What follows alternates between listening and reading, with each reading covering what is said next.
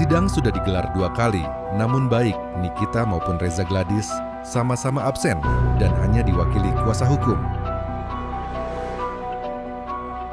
Mengenai itu, Surya Batubara, pengacara Reza Gladys, buka suara.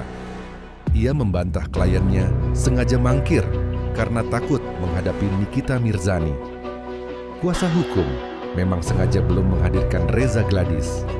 Kami sudah minta supaya Dr. Reza tidak hadir dalam sidang kali ini, karena tidak ada gunanya juga kalau datang di persidangan saat ini, papar Surya Batubara saat ditemui di PN Jakarta Selatan, Rabu, 11 Juni 2025.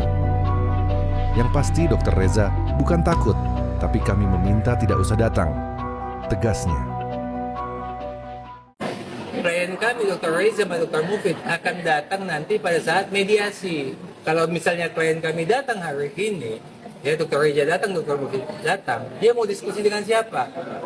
Belum ada lawannya, ya. Jadi bukan tidak mau datang, tapi pada saat nanti mediasi, ya kami pastikan Dr. Reza datang, Dr. Mufid datang, dengan catatan pihak lawan bicaranya juga harus datang. Kalau mereka tidak datang, Dr. Reza, Dr. Mufid mau ngomong sama siapa? Sebagai informasi, Nikita Mirzani menggugat Dr. Reza Gladys pada 16 Mei 2025 atas dugaan wan prestasi. Laporan itu terdaftar dengan nomor perkara 480/9 Perdata G tahun 2025 Peradilan Jakarta Selatan.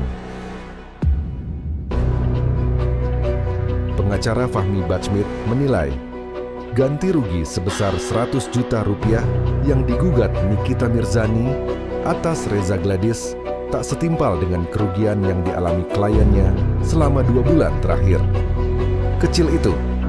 Bagi Nikita Mirzani, 100 miliar rupiah itu terlalu kecil setelah proses yang dialaminya sejauh ini, kata sang pengacara saat ditemui di Pengadilan Negeri Jakarta Selatan pada Rabu, 11 Juni 2025. Fahmi mengatakan tidak ada ukuran besar atau kecil dalam sebuah tuntutan hukum. Apalagi dalam gugatan kliennya ada unsur pelanggaran kesepakatan yang dilakukan Reza Gladys. Sidang hari ini tadi sudah diputuskan untuk selanjutnya adalah mediasi sesuai dengan peraturan Mahkamah Agung. Tadi sudah diputuskan ada 2 hakim, hakim yudisial dan hakim normatif yudisial. Jadi habis ini mungkin saya akan mencari bertemu dengan mediatornya untuk mengatur jadwal supaya minimal minggu depan ada pertemuan untuk membahas kelanjutan proses hukum ini seperti apa, karena mediasi itu memang diatur berdasarkan peraturan Mahkamah Agung dengan tujuan kedua belah pihak mungkin bisa membicarakan permasalahan secara baik, secara kekeluargaan untuk mencapai kesepakatan secara musyawarah. Tadi sempat juga ditawarkan mediator dari luar, Bang. Kenapa alasannya memilih untuk dari mediator? Karena yang terdaftar itu mediatornya itu pasti ada di pengadilan. Setiap pengadilan negeri, seingat saya, semua sudah ada daftar mediator, baik mediator hakim, istilahnya yang sama mediator non-palu.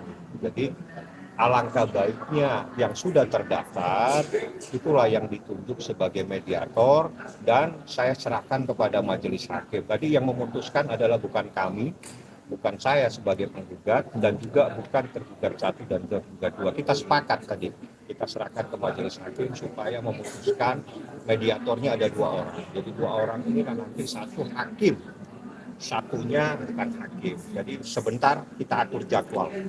Mudah-mudahan minggu depan ada titik temu untuk membahas persoalan ini, ya kan? Karena persoalan ini adalah sesuatu yang terkait adanya kesepakatan secara lisan yang terjadi di tanggal 13 November 2024. Nanti itu diperiksa legalitasnya, kalau misalnya ada kuasa hukum siapa dan sebagai apa, kalau memang dari institusi surat tugasnya seperti apa.